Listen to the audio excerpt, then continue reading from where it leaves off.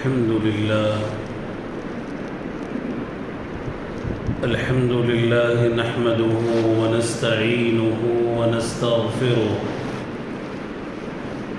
ونؤمن به ونتوكل عليه ونعوذ بالله من شرور أنفسنا ومن سيئات أعمالنا من يهده الله فلا مضل له ومن يضلله فلا هادي له ونشهد أن لا إله إلا الله وحده لا شريك له ونشهد أن سيدنا ونبينا ومولانا محمدا عبده ورسوله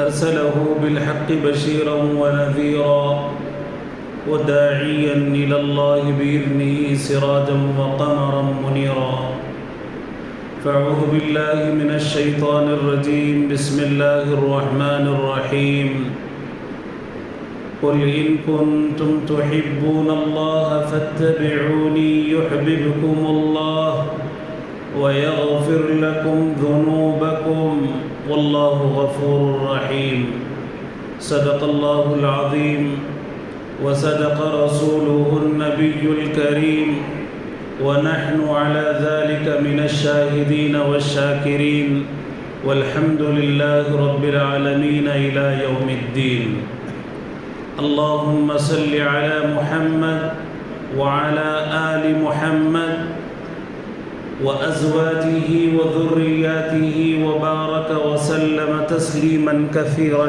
كثيرا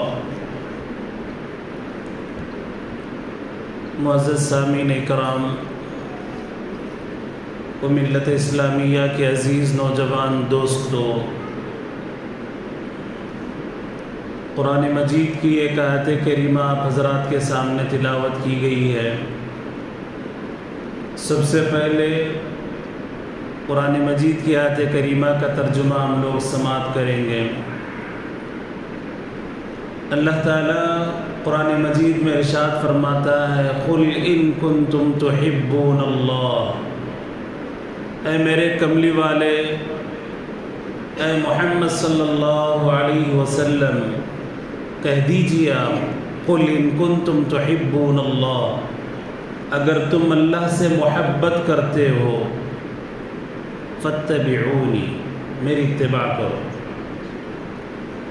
کس کی اتباع کرنا ہے؟ اللہ کے نبی صلی اللہ علیہ وسلم کی اتباع کرنا ہے۔ اللہ کہہ رہا ہے اگر تم مجھ سے محبت کرتے ہو فاتبعونی، میری اتباع کرو۔ اتباع، پھر اس کے بعد کیا ہوگا؟ اس کے بدلے میں کیا ہوگا؟ یحببکم اللہ، اللہ بھی تم سے محبت کرنے لگے گا۔ اللہ اکبر۔ پھر اس کے بعد اور کیا ہوگا آگے؟ وَيَغْفِرْ لَكُمْ ذُنُوبَكُمْ، تمہارے گناہوں کو معاف کر دے گا۔ واللہ غفور الرحیم، اللہ تعالیٰ بڑے بخشنے والے ہیں، بڑے مہربان ہیں، رحیم ہے، کریم ہے۔ قرآن مجید کی آیت کریمہ کا یہ ترجمہ ہے۔ اس سے پہلے جمعہ میں بھی یہ اعلان کیا گیا تھا کہ اللہ تعالیٰ زندگی اگر باقی رکھے تو انشاءاللہ المستعان جس طریقے سے ہم لوگ صحابہ کرام کے واقعات، میرے اور آپ کے آقا سرکار دو عالم صلی اللہ علیہ وسلم کی سیرت ہم لوگ سنتے ہیں، اسی طریقے سے اہل بیت و اطہار کے واقعات بھی ہم لوگ سنیں گے الحمدللہ۔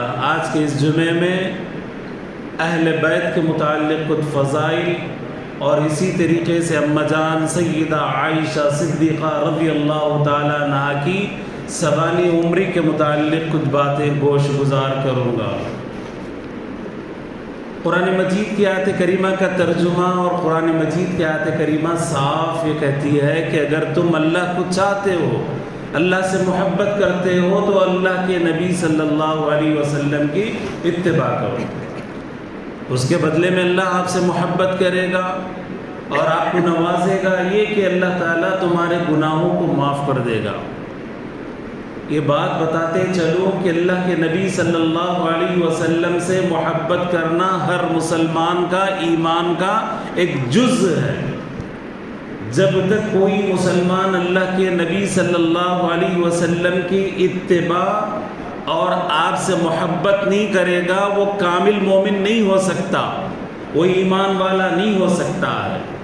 مگر افسوس کی بات یہ ہے کہ آج مسلم سوسائٹی کے اندر، مسلم کلچر اور معاشرے کے اندر یہ بات دیکھنے میں آتی ہے، ایک طبقہ ایسا ہے جو آپ کی اتباع کے اندر آگے آگے ہے، اور ایک طبقہ ایسا ہے جو آپ کی محبت کے اندر آگے آگے ہے۔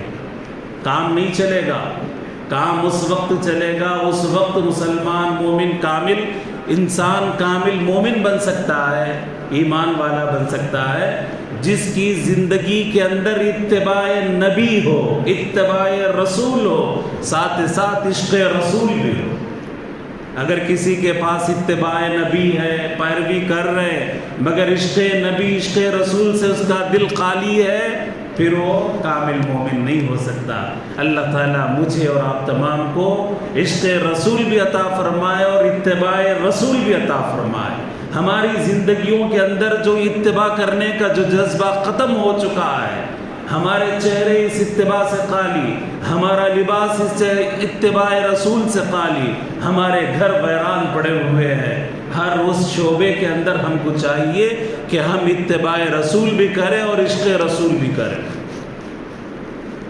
اب اللہ کے نبی صلی اللہ علیہ وسلم کی سیرت مبارکہ، پھر اس کے بعد صحابہ کرام اور اہل بیت اطہار۔ جیسا کہ ہم سب جانتے ہیں کہ گزشتہ چند دنوں سے شہر حیدرآباد کے اندر حالات دیگر گوں ہیں اور ماحول بڑا کشیدہ اور پراگندہ ہے، اس لیے کہ ایک جو کہ عام عادی شرابی ہے، اس کا کام ہی پینا ہے، جس کو ہم پیوٹ کہتے ہیں عام زبان میں، جس کا کام ہی پینا ہے اور بکتے رہنا ہے، اور دوسرا یہ ہے کہ وہ روڈی شیٹر ہے، ایک مجرم ہے، عادی مجرم ہے، جس کا بیک گراؤنڈ یہ ہے، جس کے دماغ کے اندر اور جس کے دل کے اندر گوبر بھرا ہوا ہے، غلاظت بھری ہوئی ہے۔ اب ایک ایسا ایک گندا نالی کا کیڑا جو میرے اور آپ کے آقا سرکار مدینہ صلی اللہ علیہ وسلم کی شان میں اس نے گستاخی کی۔ شہر حیدرآباد کے اندر ہمارے غیور نوجوان مسلمان، جن کے اندر بچے بھی ہیں، نوجوان بھی ہیں، بوڑھے بھی ہیں، بڑے بھی ہیں، الحمدللہ ساری دنیا کو ہم نے بتایا اتفاق اور اتحاد کے ساتھ کہ ابھی بھی شہر حیدرآباد کے اندر غیور مسلمان ہیں اور قیامت تک کے لیے رہیں گے۔ آقا دو عالم صلی اللہ علیہ وسلم کے ساتھ جب کبھی گستاخی کی جائے گی تو پھر وہ حشر ہوگا، دنیا پھر دیکھے گی، ابھی وہ موقع نہیں آیا۔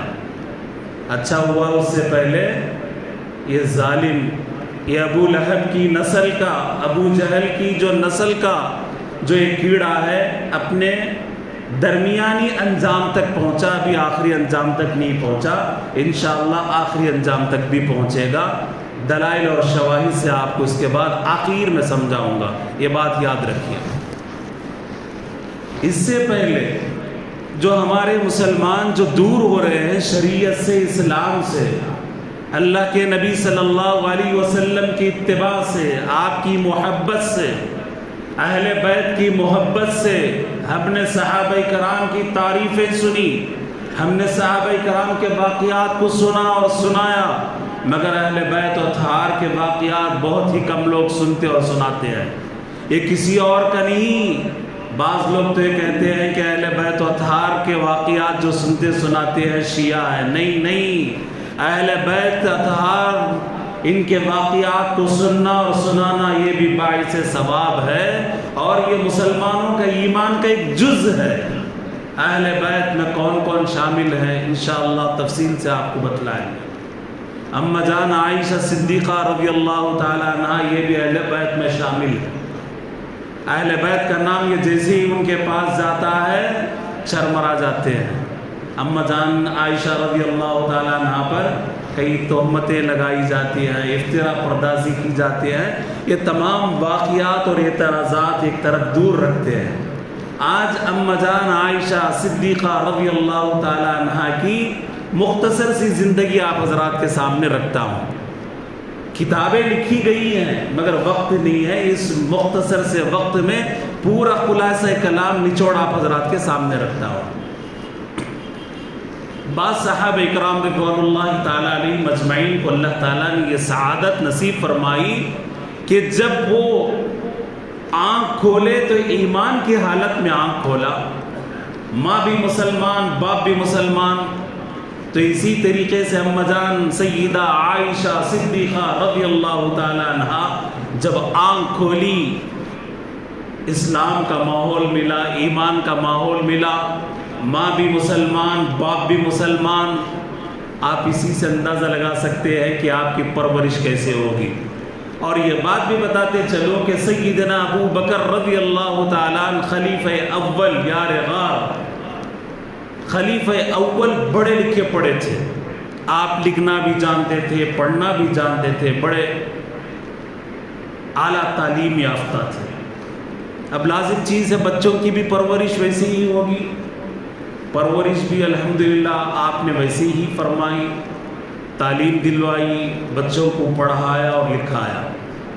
سیدہ عائشہ صدیقہ رضی اللہ تعالیٰ عنہ بھی بڑی ذہین تھی، بڑی چالاک تھی اور بہت ہی فتین، بہت ہی یعنی مطلب اتنی عقل مند تھی جس کی کوئی انتہا نہیں تھی، اور اتنا حافظہ تیز تھا جس کی کوئی مثال نہیں ملتی، صحابہ اور صحابیات میں سے کوئی مثال نہیں ملتی۔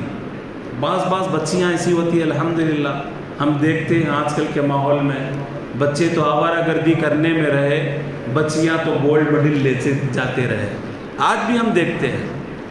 اسی طریقے سے میری اماں جان سیدہ عائشہ صدیقہ رضی اللہ تعالی عنہ اہل بیت میں سے ہے، اتنی ذہین اور اتنی حافظہ کے مالک تھی، جو بات ان کے سامنے کہی جاتی وہ یاد کر لیتی تھی، کبھی چوک نہیں ہوتی کبھی بھول نہیں ہوتی تھی۔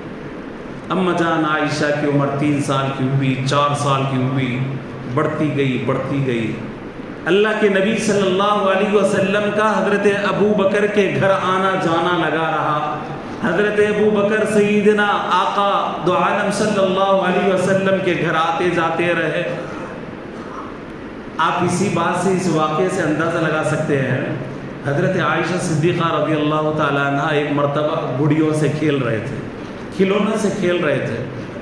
اب ان کھلونوں کے اندر، ان گڑیوں کے اندر ایک ایسا بھی گھوڑا تھا جس کے پر لگے ہوئے تھے۔ اللہ کے نبی صلی اللہ علیہ وسلم گھر میں بیٹھ کے تماشا دیکھ رہے تھے۔ پوچھ ہی لیا ہے عائشہ یہ گھوڑوں کے پر کہاں سے آ گئے؟ باقی گڑیوں کے تو پر نہیں ہے، گھوڑوں کے پر کہاں سے آ گئے؟ اب دیکھیے کتنی بچی کتنی ذہین ہے، قوت حافظہ کتنا کمال کا ہے، واقعات پر کتنی گہری نگاہ ہے، نظر ہے۔ کہنے لگی اے اللہ کے نبی صلی اللہ علیہ وسلم کیا آپ کو معلوم نہیں ہے حضرت سلیمان علیہ السلام کے گھوڑے کے بھی پر تھے؟ اللہ کے نبی صلی اللہ علیہ وسلم سن کر مسکرا دیا، واقعہ یاد آیا، سن کر ہنس دیے، مسکرا دیے۔ تاریخ پر، ہسٹری پر اتنی دسترس، ایسی پکڑ، آپ کو پورے واقعات یاد ہے، حضرت سلیمان کے واقعات بھی یاد ہے۔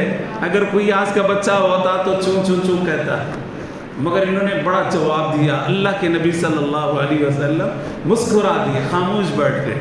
واقعتاً حضرت سلیمان علیہ السلام کے گھوڑے کے پر بھی تھے۔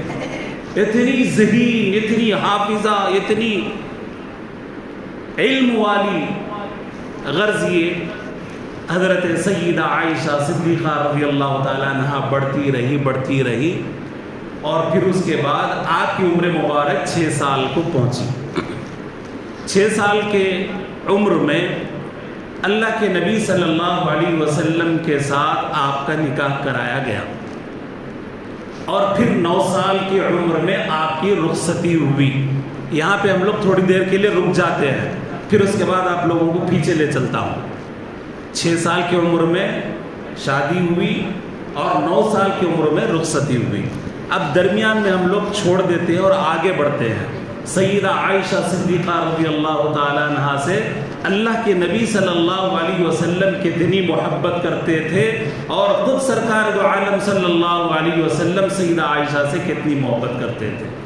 اب وہ 6 سال والی بات 9 سال والی بات آخری میں بولیں گے، کیونکہ ابھی بعض حضرات جو ہمارے بھائی امت کے نوجوان ابھی تک نہیں آئے، ان کو پتہ بھی نہیں چلا کہ اعتراضات دشمنان اسلام کے کیا ہوتے ہیں اور ان کے جوابات کیا ہیں، تاکہ وہ لوگ بھی محروم نہ ہو سکے، اس لیے اس کو یہاں پہ روکتا ہوں اور درمیان میں آگے بڑھتے ہیں ہم لوگ۔ سیدہ عائشہ صدیقہ رضی اللہ تعالیٰ عنہ کے متعلق کہا جاتا ہے آپ عالمہ تھی، آپ مفتیہ تھی، آپ بڑی جید مجتہد بھی تھی۔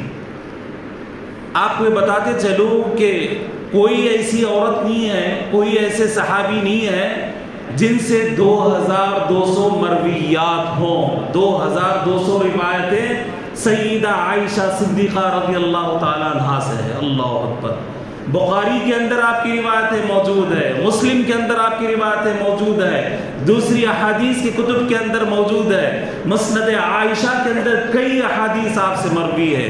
آپ اسی سے اندازہ لگا سکتے ہیں کہ آپ کتنی جلیل القدر عالمہ، فاضلہ، مفتیہ، مجتہدہ، فقیہہ تھی، اور یہاں تک کہ فرمایا جاتا کہ آپ بڑی عالمہ، اجتہاد۔ حضرت ابو بکر کے بعد عمر، عثمان، علی رضی اللہ تعالیٰ عنہ کے زمانے میں آپ فتویٰ دیتی تھی۔ یہ کوئی کام نہیں کر سکتا تھا امارات کے اندر، شریعت کے اندر فتویٰ دینا کوئی آسان کام نہیں ہوتا، مگر جب فتوے مساجد کے اندر سے دیے جاتے تھے اجل کبار بڑے بڑے صحابہ کرام میں، تو حضرت عائشہ صدیقہ رضی اللہ تعالیٰ عنہ کے بھی فتوے چلتے تھے۔ حضرت ابو بکر کے بعد عمر فاروق، عثمان غنی، حضرت علی، حضرت ابو ہریرہ اور نہ جانے بڑے بڑے اجل صحابہ اس وقت میں تھے، مگر حضرت عائشہ کا ڈنکا اس وقت بھی بجتا تھا۔ حضرت عائشہ صدیقہ رضی اللہ تعالیٰ عنہا بڑی مجتہد تھی، ایک عالمہ تھی، فقیہہ تھی، اور اس کے ساتھ ساتھ بڑی بہادر بھی تھی۔ اب ان کے مختلف زندگی کے مختلف پیشے ہم لوگ آگے بڑھتے اور سنتے جاتے ہیں۔ اللہ کے نبی صلی اللہ علیہ وسلم کو حضرت عائشہ رضی اللہ تعالیٰ عنہ سے بڑی انسیت تھی، بڑا پیار تھا، بڑی محبت تھی۔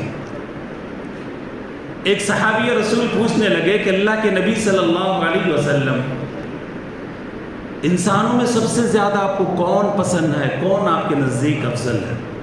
اللہ کے نبی صلی اللہ علیہ وسلم ارشاد فرمانے لگے کہ عائشہ، انسانوں میں سب سے زیادہ اگر کوئی مجھے محبوب ہے، پسندیدہ ہے، سیدہ عائشہ رضی اللہ تعالیٰ عنہ۔ اس کے بعد پھر صحابی نے سوال کیا مردوں میں کون ہے بتائیے؟ کہنے لگے کہ ابو بکر، ابو بکر، ابو بکر، ابو بکر، حضرت ابو بکر رضی اللہ تعالیٰ میں زیادہ چاہتا ہوں۔ بخاری شریف کی روایت ہے، اس کے بعد اللہ کے نبی صلی اللہ علیہ وسلم نے ارشاد فرمایا کہ تم جانتے ہو سرید کی اہمیت کیا ہے؟ جس طریقے سے تمام کھانوں میں افضل سرید ہے، اسی طریقے سے تمام عورتوں کے اندر سیدہ عائشہ کی افضلیت باقی ہے۔ اللہ اکبر۔ اب یہاں پہ بتاتے چلوں، آپ کو تھوڑا بتلاتے چلوں، عرب کا ایک کھانا ہے بڑا مشہور ہے، سرید جس کو کہتے ہیں، وہ لوگ بڑی چاہت سے کھاتے ہیں۔ اب ہو سکتا ہے حیدرآبادیوں کے پاس بریانی ہے، اب آج کل نئے نئے کیا ڈشز نکلے نہیں معلوم، بریانی ہر ایک آدمی چاہت سے کھاتا۔ اب دوسرے کھانوں پر اس کو ترجیح دیتے ہیں، دوسرے کھانوں پر فوقیت دیتے ہیں، مہمان بھی آئے تو بریانی، گھر کے اندر بھی اچھا کوئی فنکشن ہے تو بریانی۔ تو اسی طریقے سے عرب میں سرید کو بڑی اہمیت حاصل تھی۔ سرید کیسا بناتے تھے؟ گوشت کا شوربہ ہوتا، گوشت کے ٹکڑے ہوتے اور گوشت بالکل گل جاتا تھا، اور اس کے اندر روٹی کے ٹکڑے ڈال کر اس کو بنایا جاتا تھا۔ عرب حضرات کے نزدیک اس کی بڑی مقبولیت تھی۔ اس کے علاوہ جو کھانے ہوتے تھے وہ لوگ اس کو اتنا پسند نہیں کرتے۔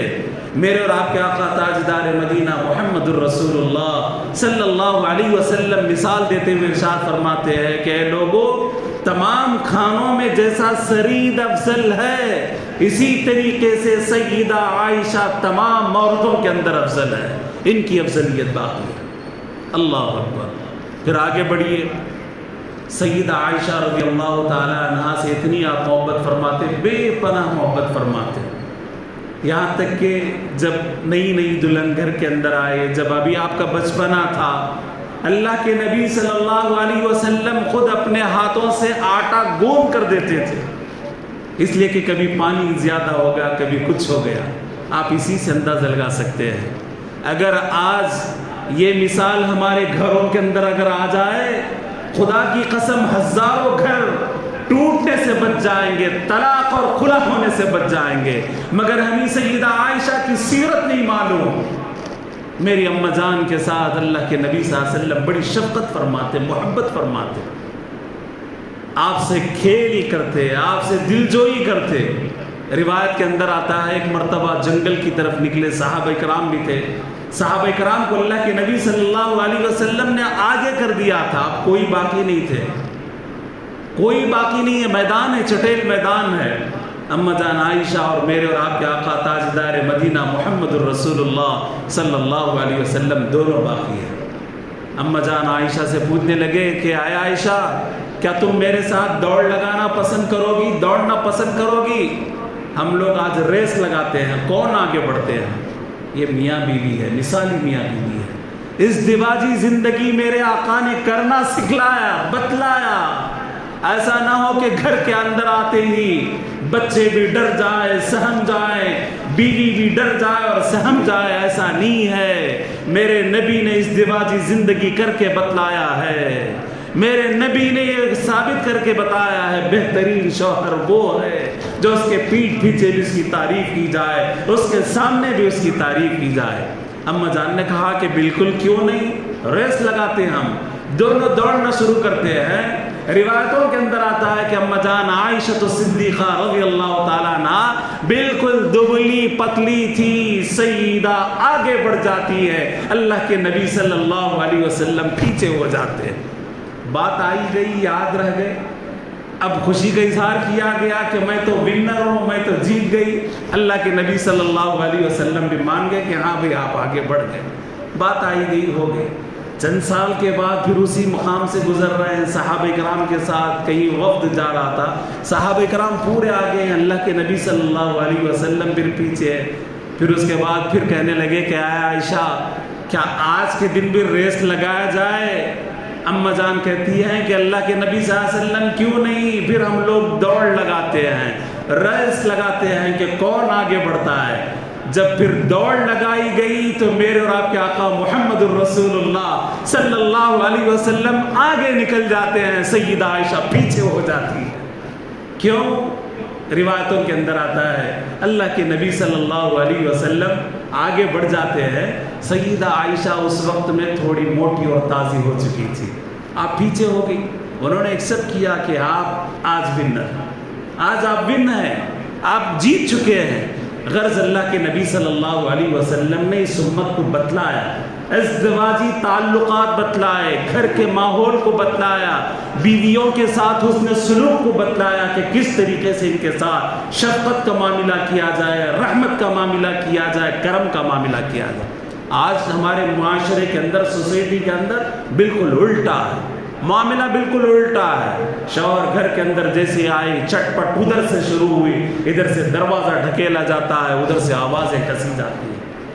خدا کی قسم آج اتنے طلاق، اتنے خلا، اتنی ناراضگیاں کہ آپ کو صبح شام اپنے شوہر کے ساتھ رہنا ہے، آپ کو بیوی کے ساتھ رہنا ہے، حسن معاملہ کیجیے، ان کے ساتھ نرمی کا معاملہ کیجیے۔ یہاں تک کہ روایتوں کے اندر آتا ہے حضرت عائشہ صدیقہ رضی اللہ عنہا اپنے ہاتھوں سے سرکار دو عالم صلی اللہ علیہ وسلم کے سر میں تیل لگاتی، کنگا کرتی۔ بعض روایتوں کے اندر آتا ہے کہ اللہ کے نبی صلی اللہ علیہ وسلم جب کبھی عمرے کو جاتے، حج کے لیے تشریف لے جاتے، اپنے ہاتھوں سے خوشبو لیتی، سرکار دو عالم صلی اللہ علیہ وسلم کے پورے چہرے مبارکہ پر، آپ کے جسد عطر پر خوشبو لگاتی تھی۔ ازدواجی تعلقات، اور جتنا اللہ کے نبی صلی اللہ علیہ وسلم حضرت عائشہ کو چاہتے تھے، کسی اور بیوی سے نہیں چاہتے تھے۔ وقت بڑا قلیل ہے، مختصر ہے، اور چند باتیں کہتے ہوئے میں اپنی بات کو ختم کر ڈالتا ہوں۔ یہ سیدہ عائشہ رضی اللہ تعالیٰ عنہا ہی ہے جو تمام ازواج مطہرات کے اندر کنواری ہے. جتنی بیویاں آپ نے شادی فرمائی یا تو بیوہ تھی یا تو مطلقہ تھی، یا تو بیوہ تھی یا تو مطلقہ تھی. اب یہ بات اب ادھر چلیے سیدہ عائشہ صدیقہ رضی اللہ تعالیٰ عنہ کی شادی کی طرف. 6 سال کی عمر میں شادی ہوئی، 9 سال کی عمر میں رخصتی ہوئی. اور شادی کب ہوئی؟ کون سے مہینے میں ہوئی؟ شوال کے مہینے میں. کون سے مہینے میں؟ شوال کے مہینے میں. اور رخصتی کب ہوئی؟ شوال کے مہینے میں. عرب کے یہاں یہ دستور تھا کہ شوال کے مہینے میں لوگ شادی نہیں کرتے تھے. شادی کیوں نہیں کرتے تھے؟ عرب میں شوال کے مہینے میں ایک ایسا سال بھی گزرا تھا جہاں پہ پلیگ ٹوٹ پڑا تھا، پھوٹ پڑا تھا، یعنی طاعون کی بیماری آئی تھی، ہزاروں کے لوگ مر چکے تھے. شوال کے مہینے کو منحوس سمجھتے تھے. اللہ کے نبی صلی اللہ علیہ وسلم نے بتلایا ان مہینوں کے اندر، ان دنوں کے اندر کچھ بھی نہیں رکھا ہے. یہ شوال کا مہینہ برکت والا مہینہ ہے، نحوست والا نہیں. آپ شوال کے مہینے میں شادی فرمائیں. اور پھر 9 سال کی عمر مبارک میں آپ کی رخصتی ہوئی، وہ بھی شوال کے مہینے میں. جب آپ کی زندگی کا ہم لوگ مطالعہ کرتے ہیں، معائنہ کرتے ہیں، تو اللہ کے نبی صلی اللہ علیہ وسلم کی جتنی ازواج مطہرات تھی سب یا تو بیوہ تھی یا مطلقہ تھی، کنواری کوئی لڑکی نہیں تھی. آپ کا تیسرا نمبر ہے حضرت عائشہ صدیقہ رضی اللہ تعالی عنہا سے آپ شادی فرماتے ہیں. اور یہ شادی خود اللہ کے نبی صلی اللہ علیہ وسلم نے نہیں کی. یہ بات یاد رکھیے. بخاری شریف آپ پڑھ کے دیکھ لیجئے، احادیث کی جتنی بھی کتابیں پڑھ کے دیکھ لیجئے. جبرائیل امین اس دنیا کے اندر آتے تھے.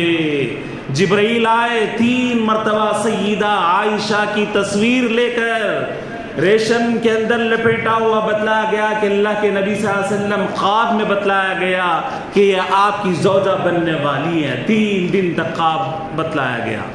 یہ کیا ہو رہا ہے؟ یہ سب اللہ کے حکم سے ہو رہا ہے. یہاں پہ اللہ کی نبی کی کوئی مرضی نہیں ہے. اے ظالم و دشمنان اسلام، اگر تم میرے اور آپ کے آقا محمد الرسول اللہ صلی اللہ علیہ وسلم پر انگلی اٹھاتے ہو تو تم خود خدا پر انگلی اٹھاتے ہو، جس نے تم کو پیدا کیا، جس نے تم کو رزق دیا، حیات اور موت دی ہے. یہ اللہ کی مرضی تھی. اللہ تعالیٰ نے اس شادی کو قبول فرمایا. حضرت جبرائیل امین آتے رہے، 3 دن تک خواب میں بتلایا گیا. پھر اس کے بعد یہ شادی مبارکہ ہوتی ہے. 500 درہم آپ نے مہر میں ادا کیے اور خود خطبہ حضرت ابو بکر صدیق نے پڑھایا. باپ نے پڑھایا، بیٹی کے باپ نے خطبہ پڑھایا. نکاح جو نکاح تھا آپ نے نکاح کا خطبہ پڑھایا اور پھر اس کے بعد 500 درہم کے اندر مہر بھی ادا کیا گیا اور شادی ہو گئی. اب یہاں پہ اعتراضات یہ ہوتے ہیں کہ بھائی 6 سال میں شادی، 9 سال میں شادی ہوئی. اب ہمارے بعض سر پھرے ہیں، بعض ان کو سمجھ میں نہیں آتا. غیر تو غیر چھوڑو، ان کا تو کوئی حساب نہیں، دشمنان اسلام کا کوئی حساب نہیں، گوروں کا حساب نہیں، ہنود کا کوئی حساب نہیں، یہود کا کوئی حساب نہیں. اب یہاں اپنے بھی بات سر پھرے رہتے کہ بھائی سمجھ میں نہیں آتا، تو ان کو سمجھانے کے لیے ٹائم بہت لگتا. مختصراً یہ ہے کہ آج کل ماشاءاللہ ہم خود اپنی آنکھوں سے دیکھتے ہیں اس ماحول کے اندر بچی کب بڑی ہو رہی، 10 سال کے اندر بڑی ہو جا رہی. آج کل کے ماحول کے اندر بھی کئی ایسے مثالیں ہیں جو بچی 10 سال کے اندر سن بلوغت کو پہنچ جاتی ہے. سائنس کے اعتبار سے، ڈاکٹروں کے اعتبار سے جب بچی سن بلوغت کو پہنچ جائے تو مرد کے لیے فٹ ہو جاتی ہے. سن بلوغت 10 سال کے اندر بھی اگر اس کو ماہواری شروع ہو جاتی ہے تو اس کے بعد 1 سال کے اندر، 6 مہینے کے اندر، 2 سال کے اندر وہ آدمی کے لیے فٹ ہو جاتی ہے. یہ سائنس کہتی ہے. اب ہم کو سائنس کی طرف جانا نہیں ہے. جو اللہ کہہ دے وہ صحیح، جو اللہ کے نبی کہہ دے صحیح، جو اللہ کا رسول کر کے بتائے وہ صحیح ہے. ہم کو سائنس کی طرف جانے کی کوئی ضرورت نہیں ہے.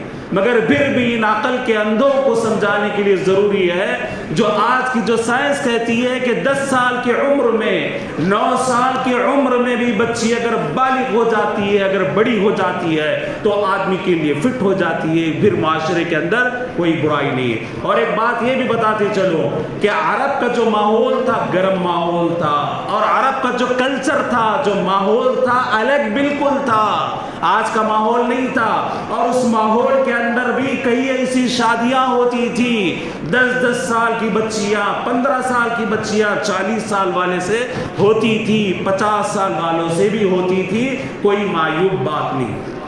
آج بھی ہندوستان کے اندر آپ چلے جائیے، مدھیہ پردیش کے اندر 55% ایسی شادیاں ہوتی ہیں جن کی عمریں، بچی اور بچوں کی عمریں 7 سال 8 سال ہوتی ہے۔ دور جانے کی ضرورت نہیں ہے، آپ عرب کی طرف سفر کرنے کی ضرورت نہیں ہے۔ میں ان دشمنان اسلام سے پوچھنا چاہتا ہوں، ان ظالموں سے پوچھنا چاہتا ہوں کہ تم شیشے کے گھر میں بیٹھ کر، شیشے کے محل میں بیٹھ کر تم پتھر مت برساؤ، پتھر مت پھینکو، اس لیے کہ شیشے کے گھر میں بیٹھے تو خاموشی کے ساتھ بیٹھو۔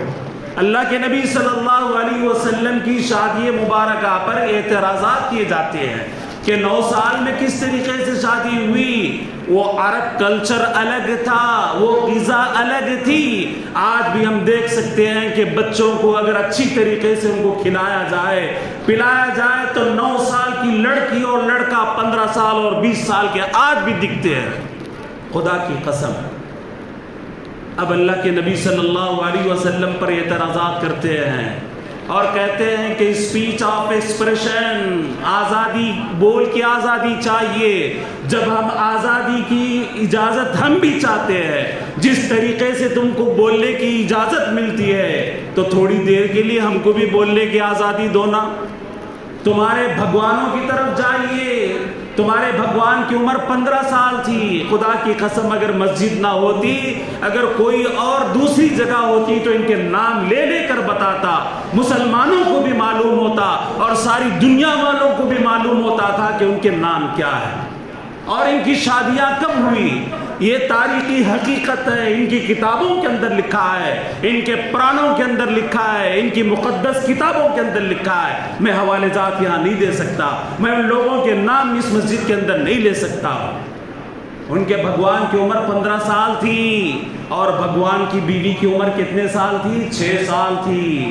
یہ تو جاہل ہے، یہ تو پاکٹ ہے، یہ شرابی ہے، ان کو پڑھنا لکھنا نہیں آتا، خود ان کی تہذیب اور تمدن سے نابلد ہے، یہ روڈی شٹرز ہے اور یہ اسی طریقے سے مجنون اور پاگل ہے، جو چاہے بک سکتے ہیں۔ اگر واقعیتاً ان کے دھرم کے اگر یہ سچے ہوتے، پڑھے لکھے ہوتے، پھر کبھی میرے اور آپ کے آقا محمد الرسول اللہ صلی اللہ علیہ وسلم کی ذات بابرکتہ پر انگلی نہیں اٹھاتے۔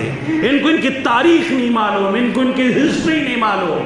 ان کے بھگوان کی جب شادی ہوئی 15 سال کی عمر میں ہوئی اور بیوی کی عمر کتنی تھی؟ 6 سال تھی، اور پھر بھگوان کی سالی کی عمر اس سے بھی اور کم تھی۔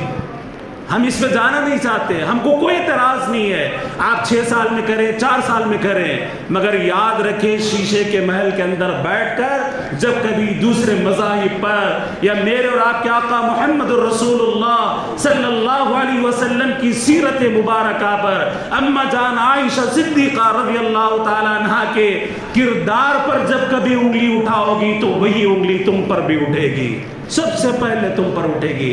ہم الحمدللہ ہمارے سرکار دو عالم صلی اللہ علیہ وسلم کا دفاع کریں گے، عزت کا دفاع کریں گے، ناموس کا دفاع کریں گے، ناموس صحابہ کا دفاع کریں گے، اللہ کے نبی صلی اللہ علیہ وسلم کے اہل بیت کا دفاع کریں گے۔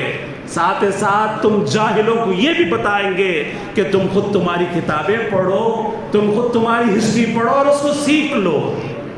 جس طریقے سے اس حیدرآباد کے اندر، شہر حیدرآباد کے اندر ایک پیوٹ جو شرابی ہے، عام شرابی ہے، پینے والا اور روڈی شٹر ہے، اس نے اللہ کے نبی صلی اللہ علیہ وسلم کے ساتھ گستاخی کی۔ لہم خزی فی الدنیا ولہم فی الآخرۃ عذاب عظیم۔ اے میرے غیور مسلمان دوستو، بھائیو، یاد رکھو انشاءاللہ المستعان عذاب اس کا پیچھا کرے گا، تعاقب کرے گا۔ اس دنیا کے اندر بھی ذلت ملے گی اور رسوائی ملے گی۔ 1-2 لمحات آپ سے لیتا ہوں، 2-3 منٹ لیتا ہوں۔ چند دن پہلے پورے اخباروں کے اندر، پورے رسائل کے اندر انٹرنیشنل ایک خبر چھپی تھی، ایک ملعون اور اس سے بھی بڑا تھا جو 33 سال پہلے میرے اور آپ کے آقا صلی اللہ علیہ وسلم کی شان میں گستاخی کی، اس کا نام ہے سلمان رشدی اور وہ انڈین مسلم تھا۔ نعوذ باللہ، وہ مسلمان کہلانے کے قابل بھی نہیں ہے، وہ کافر ہے، فاسق ہے اور فاجر ہے۔ پھر اس کے بعد کیا ہوا؟ دنیا دیکھنے والی دیکھی، ساری حکومتیں اور مغرب کے جتنے بھی دشمنان اسلام، یہود ہو، عیسائیت ہو، نصارہ ہو، سب نے اس کو اتنا پروٹیکشن کیا، اس کے پیچھے پولیسیں لگائے تاکہ اس کی زندگی بچ جائے، مگر جب اللہ کا عذاب آتا ہے تو کوئی اس کو نہیں بچا سکتا ہے۔ 33 سال کے بعد ایک مرد مجاہد نے اس پر ایسا وار کیا، آج اس کی زندہ لاش بنی ہوئی ہے، ابھی بھی تازہ خبریں آتی ہیں، اس کی تازہ لاش بنی ہوئی ہے۔ جس طریقے سے فرعون کی لاش آج بھی عبرت بنی ہوئی ہے، اس کی لاش بھی عبرت بنی ہوئی ہے۔ ایک آنکھ اس کی ضائع، ایک ہاتھ اس کا شل کر دیا گیا۔ یہ اللہ کے نبی صلی اللہ علیہ وسلم کے خلاف میں اس نے کتاب لکھی تھی، اس کا لیور اور اس کا جگر ناکام ہو چکا ہے۔ معزز سامعین کرام، ملت اسلامیہ کے عزیز نوجوان دوستو، اس ظالم پر یہ جو عذاب آیا 33 سال کے بعد، انشاءاللہ یہ حیدرآباد شہر کے اندر یہ جو ظالم ہے ابو لہب اور ابو جہل کا جو یہ اولاد اور اس کی نسل میں سے ہے، اس پر بھی انشاءاللہ عذاب نازل ہو کر رہے گا، دیر سے یا جلد سے جلد انشاءاللہ عذاب نازل ہو کر رہے گا۔ معزز سامعین کرام، ملت اسلامیہ کے عزیز نوجوان دوستو، ساری دنیا نے دیکھ لی ملعون سلمان رشدی، اس نے اللہ کے نبی صلی اللہ علیہ وسلم پر گستاخی کی تھی، اور ایک ایسی فاسق اور فاجر ایک عیسائی اور یہودی تھا، اس نے قرآن شریف کو جلایا، اس کا انجام نے سب لوگوں نے دیکھا، چلتی ہوئی کار کے اندر اس کو بھی بڑا بچانے کی کوششیں کی، مگر اللہ تعالیٰ نے اس کو راکھ کے اندر بزم کر کے رکھ دیا، جلا کر رکھ دیا۔